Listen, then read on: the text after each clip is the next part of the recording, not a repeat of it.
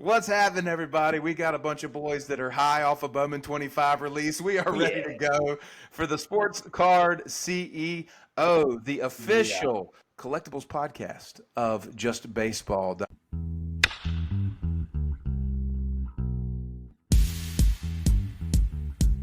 Boys, what's happening? What's up? It's going to be a crazy one today. You boys, I think, Gary, you've been drinking energy drinks in the basement like Chris Farley, Matt Foley. Gatorade Zero. Gary's been working all weekend. He's been farming all weekend. We battled this weekend. There was a battle brewing. It was a battle. Silent Sports Card CEO. Ham plays the game of Ham House is sleepy. We're out of it. We're burnt out. And they're making posts every 5 seconds. Need more Bowman. Need more Bowman. We're totally burnt out, though. Dude, I got to limp into this thing, man. You have to have a competitive advantage. And when you can't, swing with the big boys, you got to go for the ankles. We know your game. The game. We've caught on to you, Ham.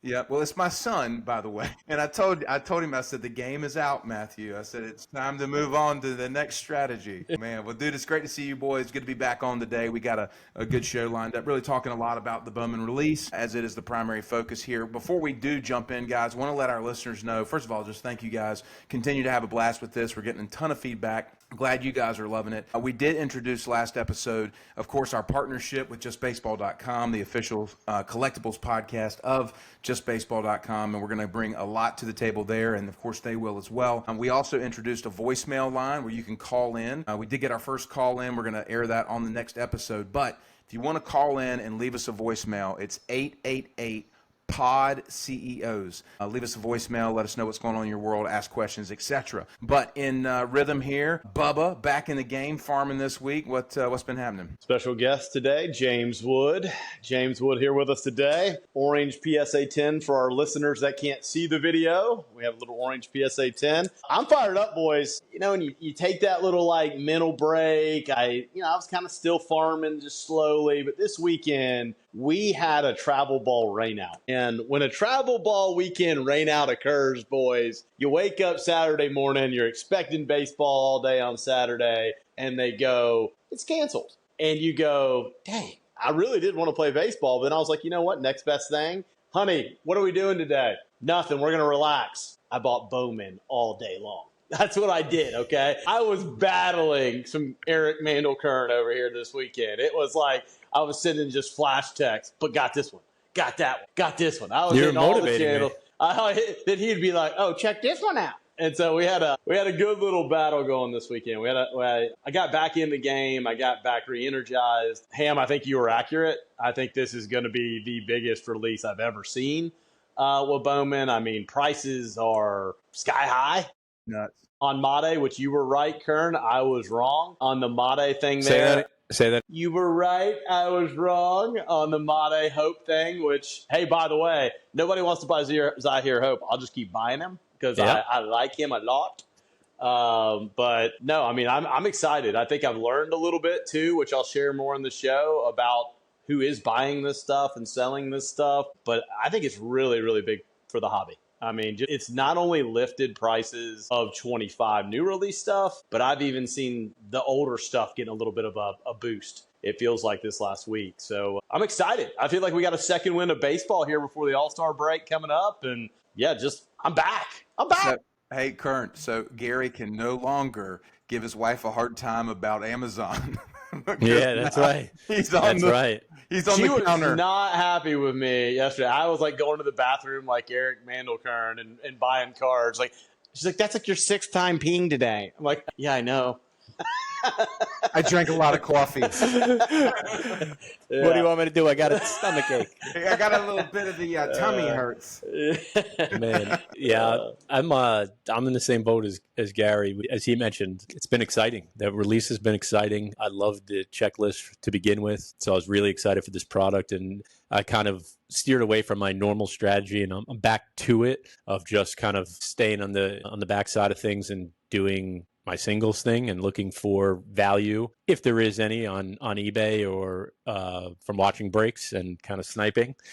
But I've been doing a lot of breaking. I ripped some cases here. I hit a McGonagall True Orange, which was probably my biggest hit. Hit some other good stuff. Did a have been in a ton of breaks with Blaze on Whatnot and on YouTube, doing a 100 caser with them this week. 100 caser. 100 caser. Let's go, baby. And yeah, so this weekend I kind of got back into the single thing, and Gary and I were kind of motivating each other by sending pictures back and forth. Just snagged this. Well, yeah, would you pay for that? Oh yeah, would you pay for that? So it's been keeping us both motivated, but picked up some good cards and continues to be exciting. And we'll talk about the different formats that are that have been available and our thoughts on those and the secondary market pricing. But that's pretty much been my last week has been 25 Bowman release. What about you, Matt? Well, I got to say, I'm a little bit upset that I'm not on these text messages about all these cards. The Ham House is feeling left out. But if you boys want to play that way, well, we'll dive in over here, and I'll just keep it real quiet what we've been acquiring.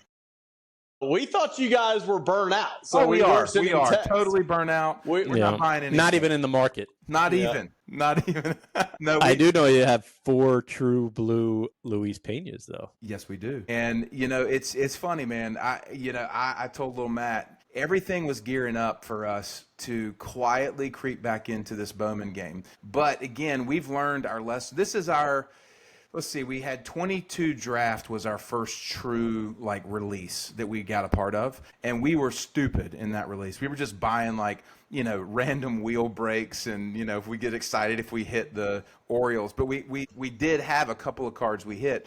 But now we've progressed to where we're very strategic about, if we're doing breaks, it's going to be case breaks, player breaks, or the Brewers in this case just have so many options. Another team like the Red Sox has so many options. And so just very strategic. But everybody else is kind of onto that too. So it's super competitive. So I truly had to limit the boys because they wanted to get into breaks all weekend. And I was like, we're not doing that. I said, we're just going to go buy singles. So we get into 4 cases, I think, out of the gate and scratched on everything. And I told them, I said, guys, you're not listening to your father. We are singles buyers. Get out of these breaks. Quit it. Just change your name to Ham House Singles. So hey, Buddy. on that note, so I've never really known the other boys were really involved with it that much. I've always known little Matt was. Yeah. Are the other ones getting more involved? The twins just like breaks. They sit around and just watch breaks. They love breaks. And they also are stat junkies, man. They love, Dad, Curry dropped 32 or, Judge hit a home run. That's what they're really into. Okay. They don't get into the card values. They just get into the hype around it all, right? Okay. So they love watching the breaks. So this weekend, I'm literally, feeding off the dopamine from all my kids, trying to dive back into the pool. And so I told little Matt, I was like, listen, bro, you have a strict budget and a strict, if we're in a business, you have a role and play that role. Go find your singles and stick to it. So we've gotten in a little bit, man. Nothing crazy yet. I will say it's really seemed like there's not a lot of big cards coming out. It's a lot of the stuff. We'll talk about that, at least from what we've seen, and relative to old releases, you felt like some big stuff was coming out day one. That didn't happen this year. So that's been kind of our MO. But I know we're driving all into this, a lot of topics here, but we do have a 1 minute with Little Matt. Let's ride. What's up, everybody? It's Little Matt from Ham House Sports. This is 1 minute with Little Matt. I hope you've enjoyed the podcast so far. All right, some big Bowman comps of the week. 2025 Bowman released this week, and there were some huge sales, especially for the #1 chase, Jesus Made. There's a few public sales of his True Blue around $1,500 to $1,800, but there's some private sales I know of True Golds at $4,000. His stuff is so hot out the box. The Brewers team in 25 Bowman is a great team if you're hopping into team breaks. Next, Aaron Judge Refractor. This pains me to say because I sold one a few weeks ago. An Aaron Judge Refractor Auto PSA 9 just did $4,400, and a PSA 10 the same day did $12,000. Judge is easily the front runner for MVP, and his stuff is going to the moon right now. Next, PCA True Red BGS 9.5. Y'all probably seen the sale already, but it did $35,000 on Fanatics Collect auctions. Another sale, Justin Crawford, Phillies prospect, his Super Auto did $12,000 on eBay in a BGS 9.5. And this week's low comp was an Aiden Miller True Orange PSA 10 that did only $1,750. That was 1 minute with Little Matt. I hope you keep enjoying the Sports Card CEO podcast. Peace. How did I miss that one? Yeah, at Aiden Miller. I think people were sleeping there for a week or two, man. That's what happened. What happens, like you said. So let's dive in. Where are we currently? Lead the way. first thing I wanted to talk about, I guess, as a whole, and as I mentioned, I've been ripping and I've been doing some breaks and everything. And Gary, I don't think you've been doing breaks. You've just been buying singles, right? Matt, you've seen a little bit of both. Yeah. Correct.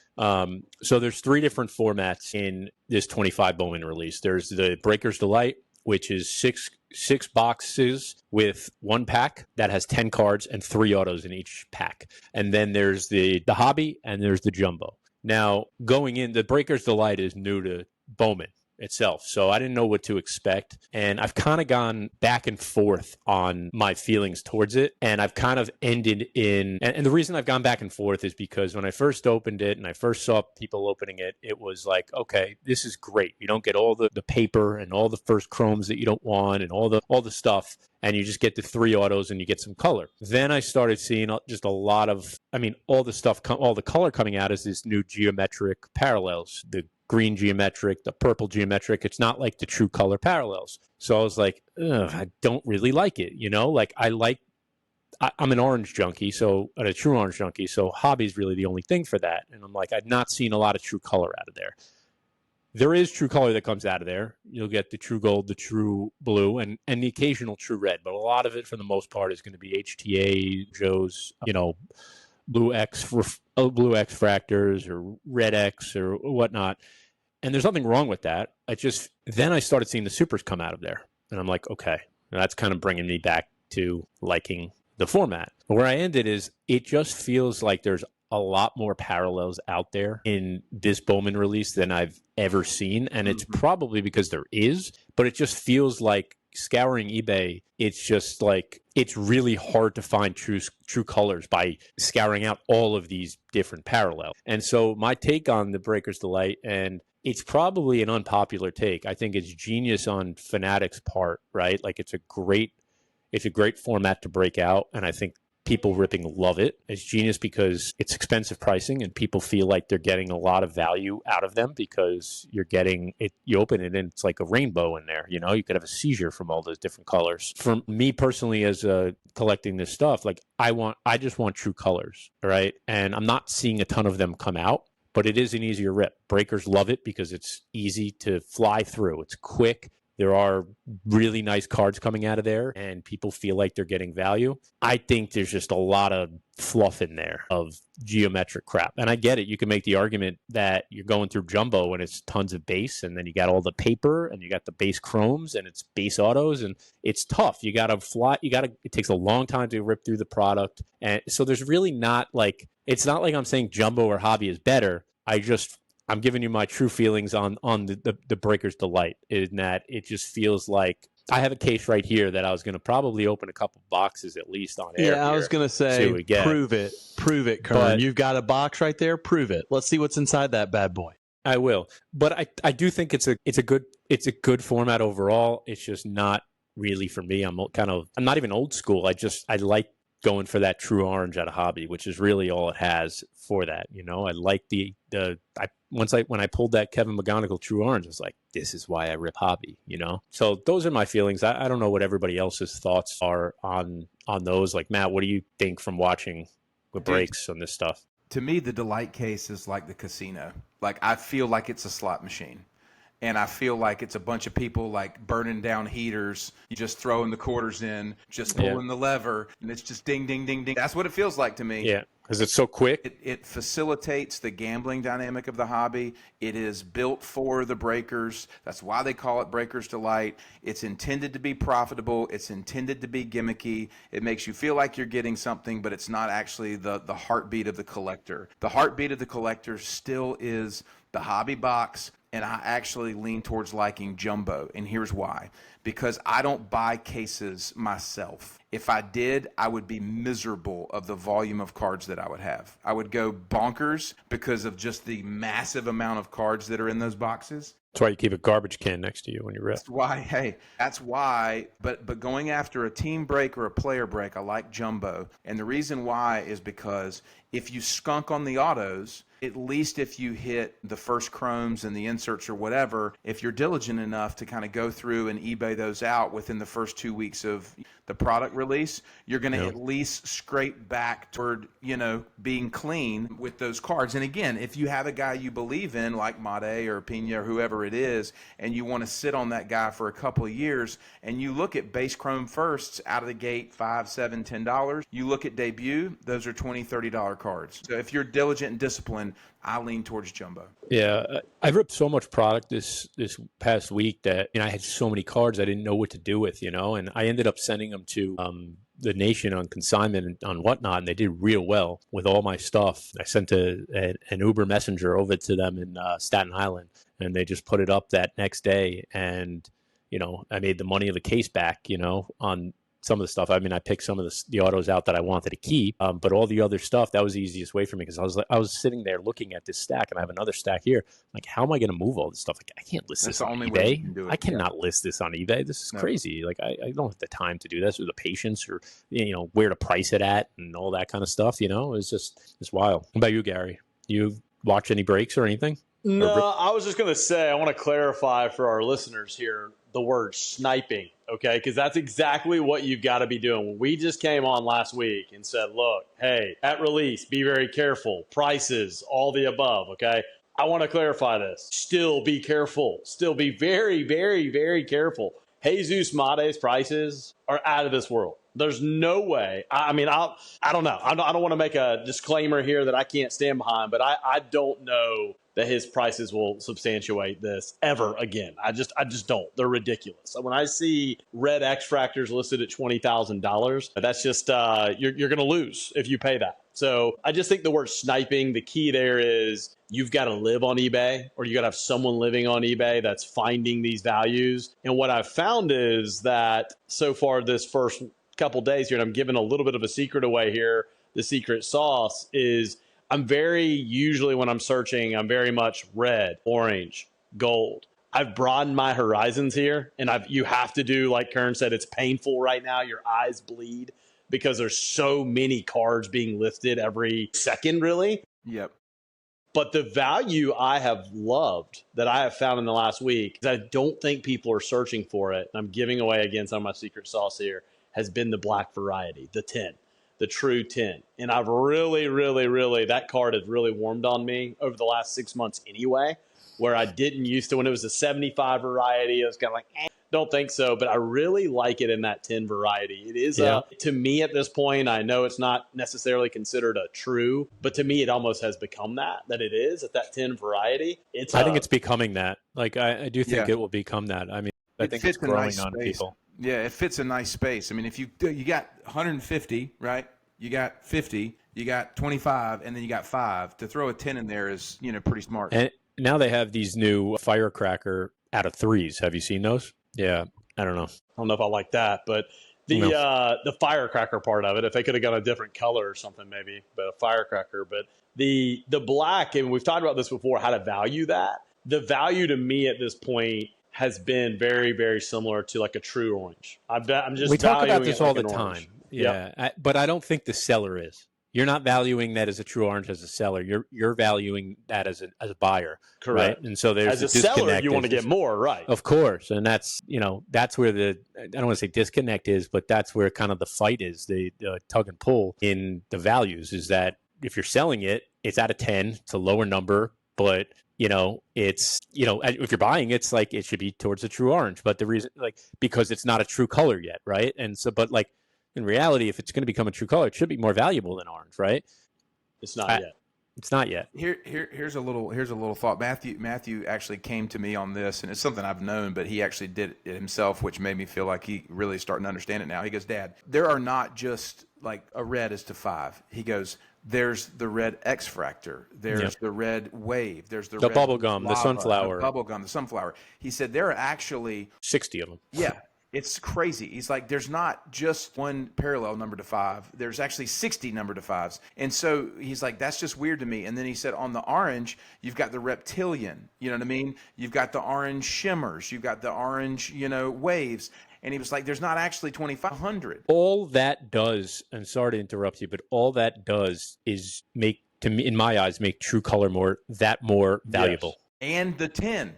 100%. Yeah. I would much rather have a 10 than a bubble gum or a reptilian. 100%. 100%. So that's why I brought that up, is to Gary's point. Like, I think there's value there. Yeah, and again, I hate that I'm giving it up because that's been probably what I've bought so far has been the most of that. I mean, Gary, not many people are buying your $10,000 out of tens. Or Yeah.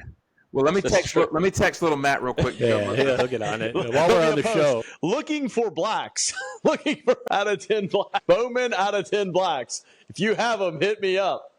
Don't hit up the Bowman farmer. It is. I agree on the blacks, though. I do really like the blacks. It's so hard. We talked about this prior to release, determining the like what to pay on these things, right? Like whoever sets that first couple comps for these guys, the Mates, the Peñas, and McGonigal and Weatherholt and Hope, like you're basing it just off that. But just because it seems like a steal based off of the first one or two comps doesn't mean that it's still a steal. And you know what I mean? Like I feel like I got a good price on a couple Zaire Hope True Blues, but I don't know that yet. I have you know what I mean? Like I don't know that. Well, this is a gamble.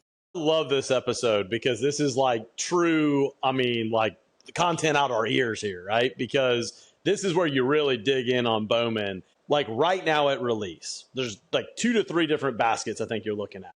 Basket number one is like, give me the guy that I just believe in. I want to hold him. I want to hit whatever his price is. Let me try to buy it at the best price I can, but I believe in this guy.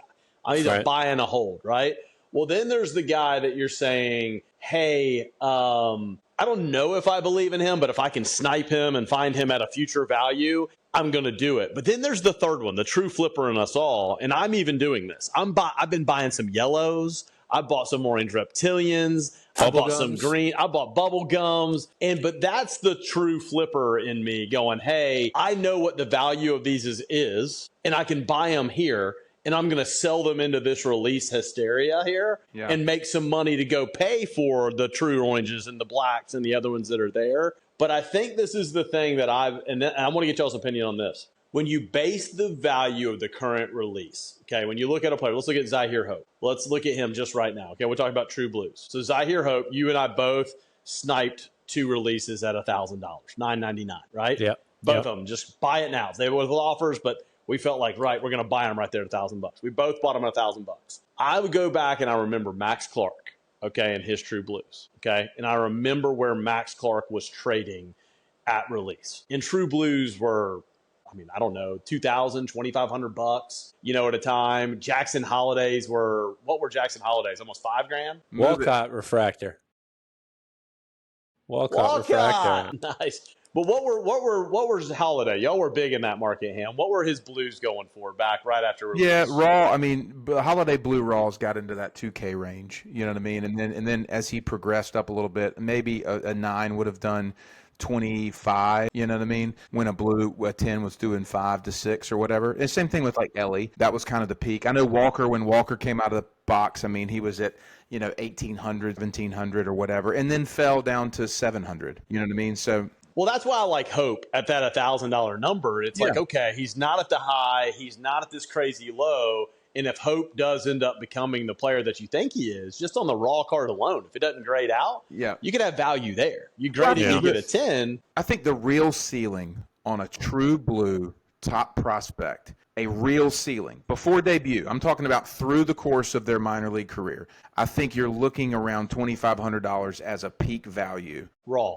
I'm raw. Yeah, that's peak value. Yeah. I think that's absolute peak. I don't think anybody's pushed past that.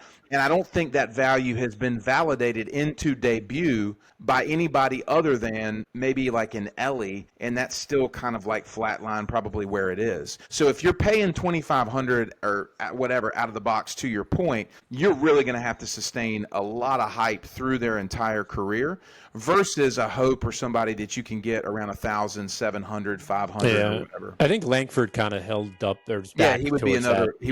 Great example. Yep. Yeah. Dominguez got high right after he came out. Yep. Tags. But I mean, you look at Mate right now. I mean, I don't know what the highest blue has gone on Mate, but I think there's been some in the 2s, right? No, I think it was like 1750 It's maybe. like 17. Really? Yeah. Yeah, but I mean, again, it's pretty close. You know what I mean? To your point, would you rather put 1,750 into a Mate Blue to turn around and get 2,300 if the market increases a little bit versus getting Hope at 1,000 with a double upside? Well, and there's another player, and we won't release this today, but Kern and I are trying to do the Connor Griffin. We're almost there. We're almost got the Reds. Yeah. We've almost got the trio of the Reds done. We got 2 of them already. Yeah. We need one more. Once we get it, we'll announce it. We got the trio already working here. The Red Trio. He's my favorite player. When we do announce it, I'm going to be done buying him at that point, hopefully. But he's by far and away my favorite value. Until the super hits. Until the super hits. Speaking of supers, Pena Super. We're not going to talk about that. Hit yesterday. No, it hit yesterday. It Dude, did. it's on every Instagram channel. It People hit yesterday. No, it's When Sunday. And especially by the time this airs, everybody will know. It's like there's Super Fracker Tracker. I mean, it's I'm trying to Kurt acquire just it. lost his breath. He's like, well, no, super? and I probably figured you would be. Sore subject, that's all. But the point being is you can't hide this stuff, dude. It's like there's so many eyes in the room. It's almost impossible unless a kid hits it at the LCS. Yeah, even then. Yeah, but because then you got the LCS owner who's texting this guy, and this guy texts this guy. It just spreads so fast. See, y'all are in totally different networks of like this stuff than me. Y'all are like in the underground community. I'm just like, I'm not in that yet. Invite me in, guys. How do I get in? How do I get in this Here's underground network? Huh? You come out of the grass in the farm. Yeah, that's right. Peek your head through. I gotta start peeking in these breaks and these little things. That's where this underground community lives. I have a proposal though. If you're going to do what you said you're going to do in bucket number 3, you have to create a separate Instagram account, and it's going to be the Bowman Flipper. I'll do that. The Bowman little Flipper. flip up hat. I don't know if you guys have gotten your hands on any of these cards yet, but I want to talk about QC. Yeah, QC has been because I've been ripping, so I just want to. I don't know if you guys have had an opportunity to hold any of these cards. have not. Overall, my opinion on what I've seen and what I'm holding, the centering is much better on these things. The centering is very good. Surface seems pretty good as well. The back, if you see, has on the back right corner on a lot of these. Okay, Yep, right there. Red. Right there. See where the red is? It's colored on the back right corner of all these cards. That was a mistake having it colored because Why did they do that? you can see there's issues on almost every card. Every card you could see whitening, and it's going to end up being a toss-up between a 9 and a 10. Like every card, Dude, you that can see the reminds me whitening. of what year was it? Soto's year, I guess, where the back of the card was colored, and it was so difficult. Yeah. But they went away from that. Like this is It's back. And those are the biggest issues I'm seeing. Again, I'm not inspecting the card like a prepper would or anything, but that's from the naked eye. That's what I'm seeing, and it's bothering me. Like everywhere you look, it's white. It's just whitening, but that's the only issue I see. The centering is much better on these things. interesting. Yeah. Carl, are you about to start ripping? I ripped my first box already. Yeah. You want me to go number 2? Now, hold on. Are you going to show the cards as you go here? Yeah. So I have a Cam Smith 250 geometric. Hold on for you go. Folks, please, this is your warning. If you are likely to have a seizure with flashing colors, please be advised. Here, guys. Here are my 3 colors. Rainbow. There you go. Purple, blue, and yellow. Purple, blue, and gold. Gold. What autos did you receive? The autos are the Walcott 499 refractor, a Cameron Sullivan green lava, and George Klassen base auto. Those will be on eBay here in about 5 minutes. Exactly. I did get a Walcott, those old Bowman, what are they calling them? The like the logo fractor. Logo Bowman fractor. things. Those are cool. Yeah, those That are pretty actually, cool. to me, is a cool parallel. I like that. Yeah. I love the logo fractor, man. You know what else I like from an eye appeal standpoint is the spotlight cards. Yeah, they have a cool appeal to them. And they're just, they come out so much. They're not coming out very often. Yeah, they're less. So it makes it, and the animes are cool too. I do like the animes. So what's the deal with the red rookie? Again, explain that to me again, what this red rookie. I remember being in the original conversation and the theme of it, but what is the deal with that? I mean, I don't know the exact numbers, but the basis of it is that there's a red rookie in every box where it has that red RC logo there. And I think the idea is, I know there's different layers to it, but if you hold on to the card and that player wins Rookie of the Year, you get, what is it, like $100 in Fanatics credit? Cool. Yeah. And if that player goes on to win MVP, you get, I guess, it's a higher payout. And then if that player makes the Hall of Fame.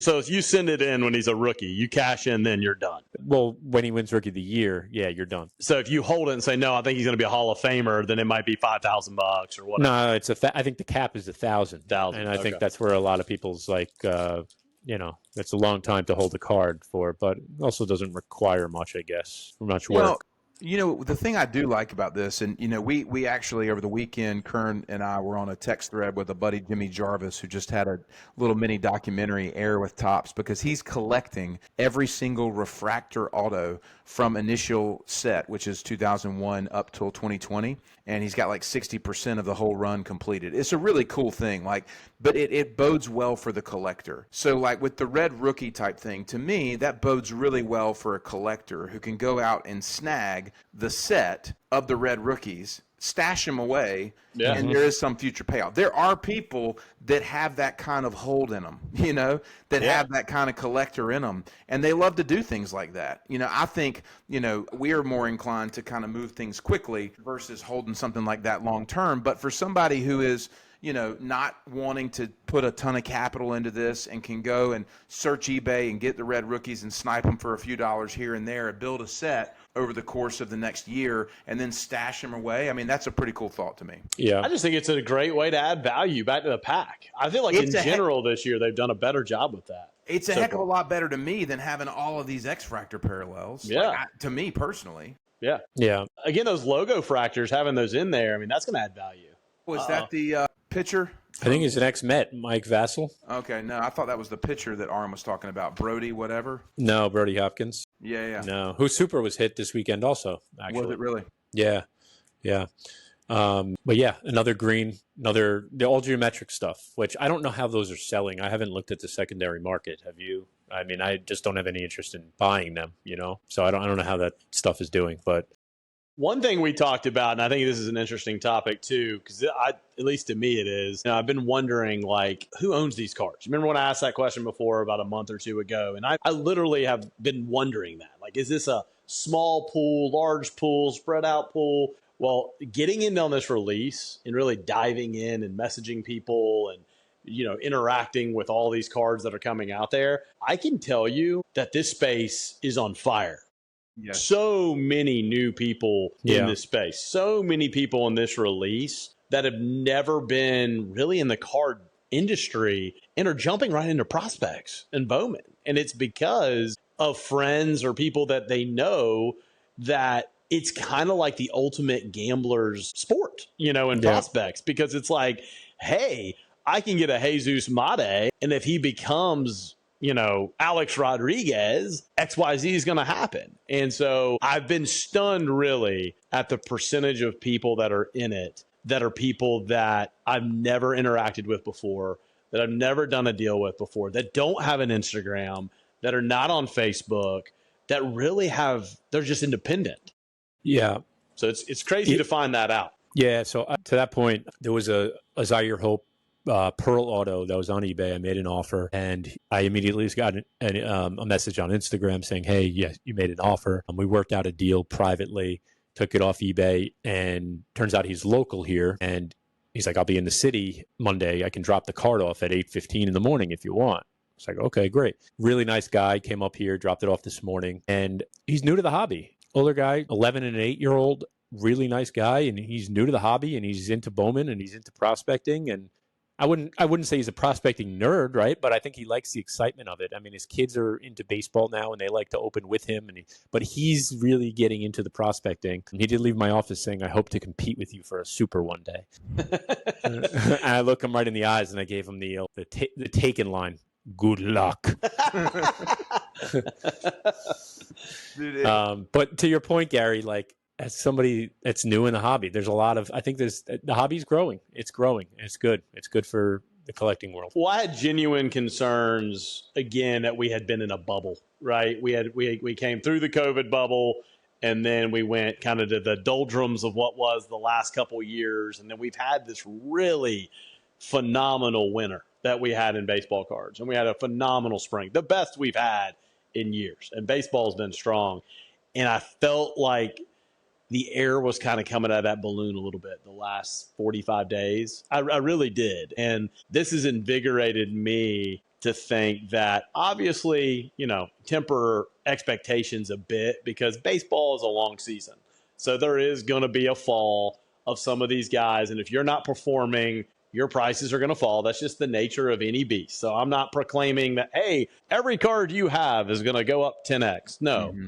It is the nature of the beast that expectations, if you're not meeting expectations, your prices will fall. But I think there is a really strong market that's going to continue to be looking for all types of Bowman first, true color for a long time ahead. And that's exciting to me. I want to get your takes on both your thoughts on this. There's a lot of second-year prospect autos in this product. Connor Griffin, Caglione, Nick Kurtz, Bazana. And there's a lot of them coming out. What's your take on those? Like, from a perspective of, like, should people be buying them? How do they compare in price to the first? Where should they be priced at? Because I kind of, somebody hit me up last night and they're like, hey, like a Connor True Red was just pulled. I'm like, that's sick, And then like, what should I pay on this? I'm like, shit, I have no idea. Like, I don't know. I don't typically buy those, but like, is it, 20% less, 20% of the cost of the first? Is it, half the cost? Like, I don't know. What are your takes? To me, this is where you really get into market cap. And this is a really good conversation for somebody who's nerdy enough to have it. Go back and look at vintage cards. Look at Mickey Mantle. Mickey Mantle has two cards that people argue about as rookies, 51 Bowman, the 52 Topps. Take the 53 Topps. That's his second year card with no, there's no negotiation about it. And look at what that card does. Look at the overall population of that card, and then look at what that card does. Now look at what that card does with an auto on it, okay? It's ridiculous, like what that card does with an auto on it. Now the market has completely shifted where every card has an auto on it, for the most part. You know what I mean? So you have X number of autos in the marketplace for a limited amount of market cap. I think out of the gate, in an early part of these prospects' careers, these cards might hold value, but I think long-term value is only going to be connected to true Hall of Fame players. So I go back and you look at Ozzie Smith, Ricky Henderson, Tony Gwynn, great example of a guy. If you could have Tony Gwynn's second-year card autographed, that's a great collector's piece. You know what I mean? If there's a limited number of them, just because it didn't happen. So it's only going to be in the rare case that they hold value long term. So for me, I wouldn't be going after those unless I was looking to turn them quickly while the hype is still there. Well, 100%. 100% agree with you. And I think that but on the flip side, I think as a flipper right now, the opportunity is everybody's eyes are on the first. Everybody's eyes are on everything else. I think there's an extreme value here early on to be able to snipe some of those opportunities. And I'm not going to tell you some of those that I've already tried to buy, but there are some good opportunities there because they're just sitting there. No one's buying them. And so the guys that's pulling them's going, man, I've gotten this. I got to get some money back out of this to go back in.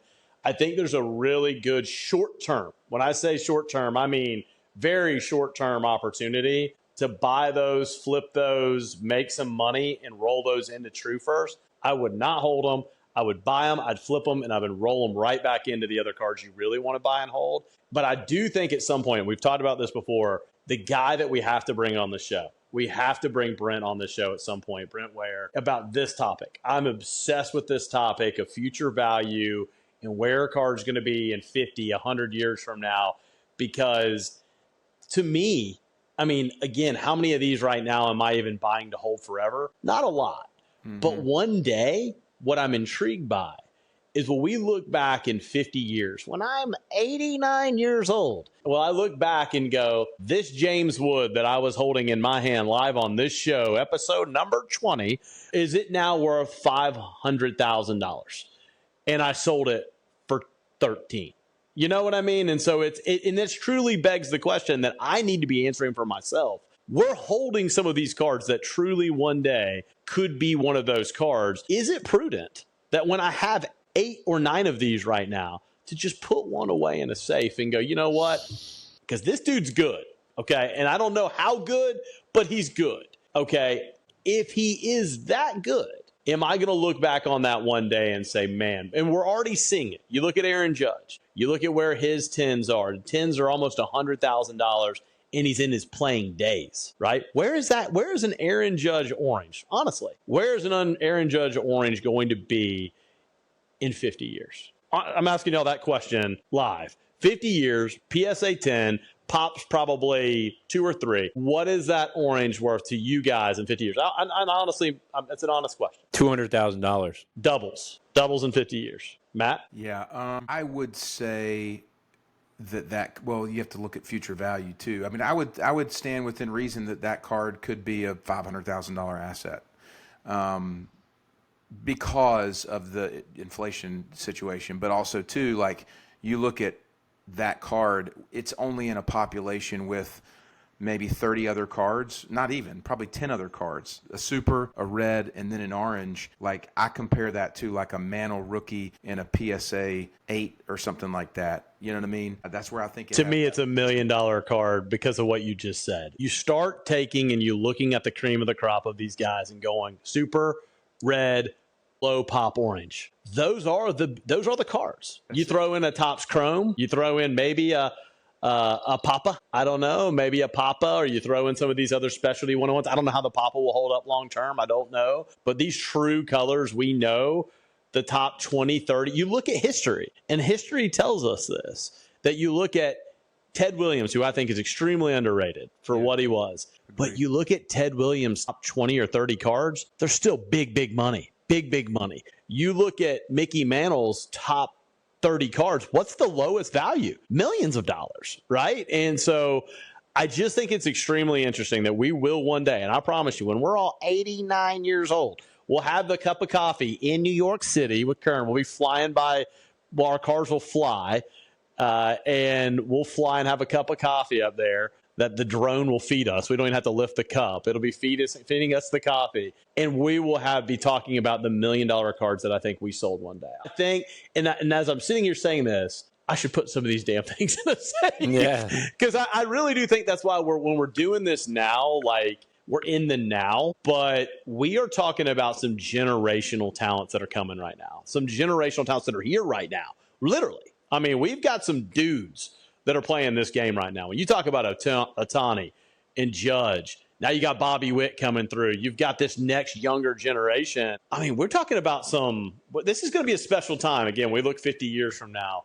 This is not the 90s, late 80s, early 90s where you go, this is a trash period. I think we've got some sweet cards 50 years from now of some value. And I think that's just an interesting topic, in my opinion. For sure. The one thing that this Bowman release has made me realize is how truly freaking moronic I was for selling that Zaire Hope first Bowman red. Oh, buddy. I mean, I'm sitting here buying Zaire Hope non-first, and it's killing me. Like, I had the best card out there.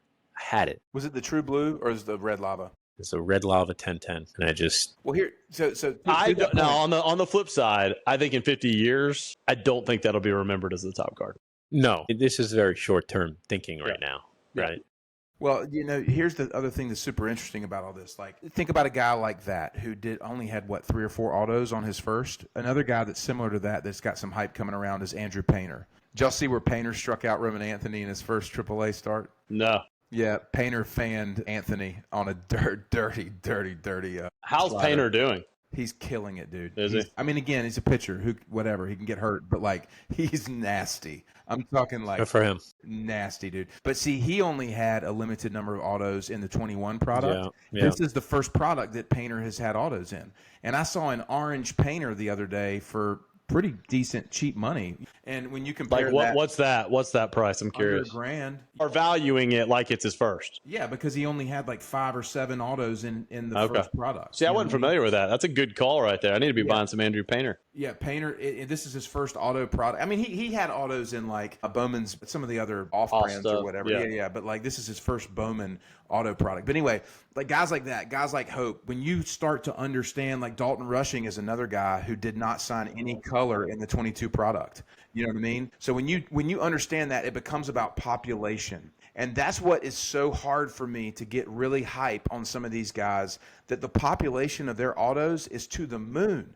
They've signed every parallel, every variety, every second-year card. They're signing everywhere because they're getting paid to sign. That's where you have to figure out within the color variations how many 10s, how many 9s. You got to get really specific to truly hold a low population asset. Yeah, I mean, Aqua Auto Reptilian is going to be worth nothing one day. I mean, it'll be worth something because it's got an autograph of a Hall of Fame player. It does not worth nothing. Yes. But it's not in comparison. If you were looking for grails, grail's a grail. You know what I mean? And so when you talk about a card, for example, Kern and I just sold the Merrill Superfractor this last week. And when we sold that's his best card. I mean, there's really no argument to that. And if Jackson Merrill ends up being that guy, that is the grail. It is the grail. And I don't care if it has the first logo on it or not. It's the best card of all time. And Zahir Hope, when his Superfractor comes out,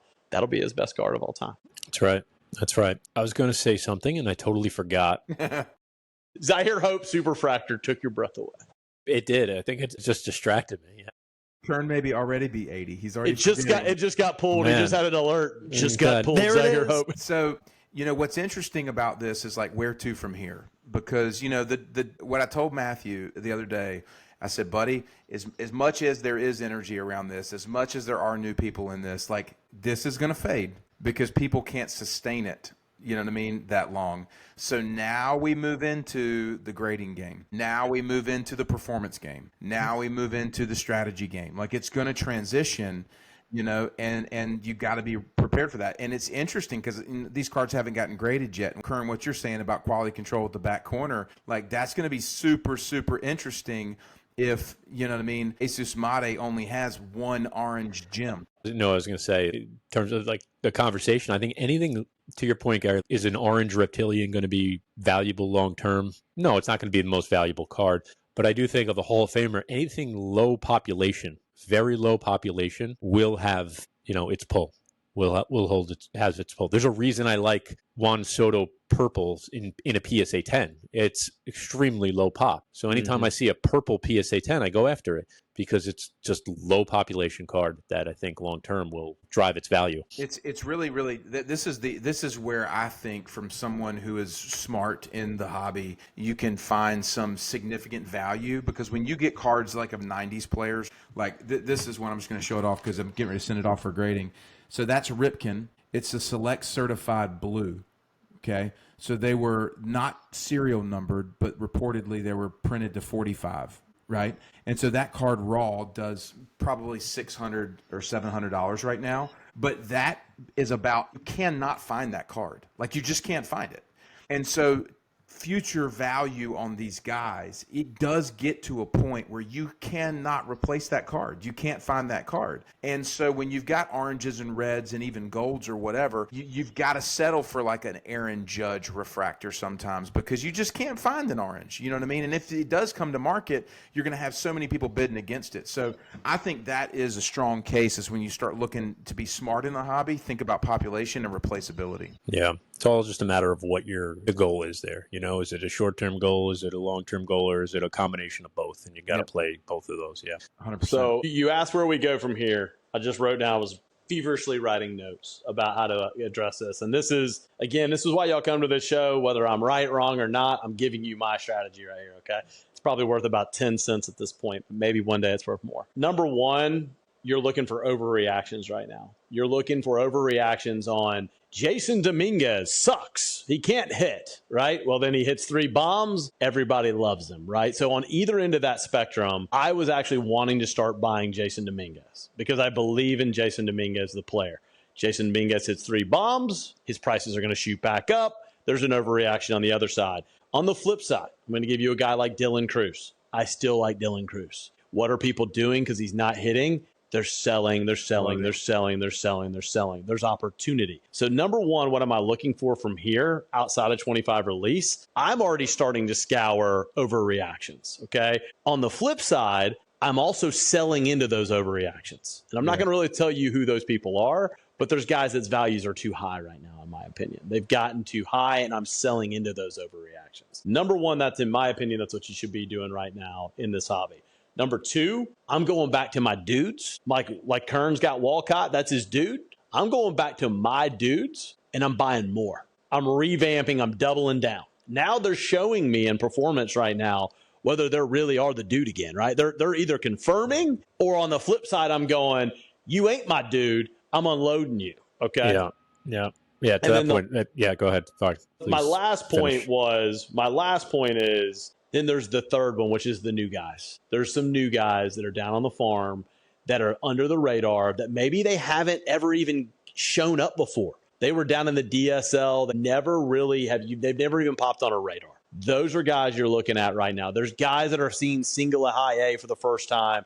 And maybe they're not flashing up as the highest home run number. Maybe they're not flashing up as the highest average, but they're getting it done. There's opportunity right now, and especially over the next 30 to 60 days, the Bowman farmer will be farming in these categories. So that's, again, it's worth 10 cents. You can make it worth 25. Maybe you make some money on those strategies. But that's a Bowman farmer today. All right, Kurt. Yeah, talk about overreactions. I get messages all the time and a lot recently and people are shitting on Walcott. Look at Walcott's numbers. He's batting 245. He's, guess what? I don't give a it doesn't matter. It doesn't matter. He's in arguably the hardest league right now at his age, and his underlying stats says it doesn't matter. So I'm going to keep buying him. And I will die on the Walcott, in my Walcott grave. On another note, the Dominguez, it's funny, for the last couple weeks I've been talking about doing a Dominguez deal with somebody. You know who you are out there. It's a big Dominguez card, and it's like a cash and trade deal, and we kind of been going back and forth, and I haven't pulled the trigger, and we keep going back and forth. So he has that 3-homer day, and I'm like, let's get it done. Let's get it done. I had the overreaction of let's get it done. I didn't go up at all. It was just I'll get it. I'll do it now. He's like, no, sorry, bud. He sends me. Okay, here's where we're at. Price went up 10 grand overnight. I'm like, do you want to do the original deal now, or you want to wait till he goes 0 for 4 tonight? And we're back down. Do you want to do the original? You want to wait till 0 for 4 and my offer goes down? Yeah. This deal still hasn't gotten done. It's going to be sitting here game by game. That's how volatile this is. And overreact. It's crazy. It's crazy. And it's not a knock on him. By the way, as the show's gone live here, Sebastian Walcott is now batting 237. He's gone down from 245. Good. I hope it goes down to 210. I hope it goes down to 10. Sell them all, folks. Sell them all. The Bowman Farmer on Instagram. Sell them all. A guy you should be buying, Leo DeVry. Yeah. He's batting very well right now. And I do know where the super is. So come see us. Come see us. Yeah. Dude, it's so funny because I just sit here and I watch you guys or whatever, and I just kind of laugh, that I'm even in the conversation sometimes. And it was so funny because we were in one of our breaks the other day, and we were in the room, and somebody commented, they were like, send it to Kern, he'll buy it. And I was like, and I said, who's Kern? Right? Totally baited him in. And he was like, yeah, Eric Mandelkern, it's Kern's Cards or whatever. He buys a lot of stuff. And I was like, okay, cool. And it was like, whatever. He's a douchebag. Yeah, I was like, no vouch. Yeah. No, but it's so funny because each of you, and hell, we may have our own persona, and it may be one that's terrible. It's all those guys are limping in, but it's each of you has your persona in the hobby. And now that we know you guys personally, we see how people perceive. We had somebody message this weekend said, "Hey, do you know Baseball Bros?" Or whatever. And so it's so funny, to me, how formerly known as Baseball Bros. There, Ham. Formerly known as Baseball Bros. The artist formerly known, the farmer formerly known. No, but it's so funny to me how we've developed these friendships and being able to have the show and all this kind of stuff. And I know you guys personally, individually, but I know kind of the hobby persona and the same. And so I don't know. I think it's really entertaining and fun and really funny to see. And what I'm really, really, really excited about is to be able to go to a couple of shows with you guys over the summer and actually see you guys in person, interact in person, talk to people in person. Because the show by then will probably be 30 or so episodes deep. We've already gotten great feedback. I just think it's going to be fun, man. So I'm really looking forward to the next days ahead for Sports Card CEO. So, gentlemen, we are nearing our time mark here. Again, for anybody that's looking for input, feedback, thoughts on anything related to sports cards, specifically baseball, don't hesitate to reach out to us on Instagram. Give us a follow. Make sure you're liking and following the show on all the platforms, Spotify, iTunes, YouTube, wherever you're watching. Would love you to leave a comment. Let us know that you're enjoying it. We have a special guest next week, which we won't announce just yet until it's 100% confirmed, but it should be a good guest. Thank you guys for listening to Sports Card CEO. We're signing off till next week. Peace.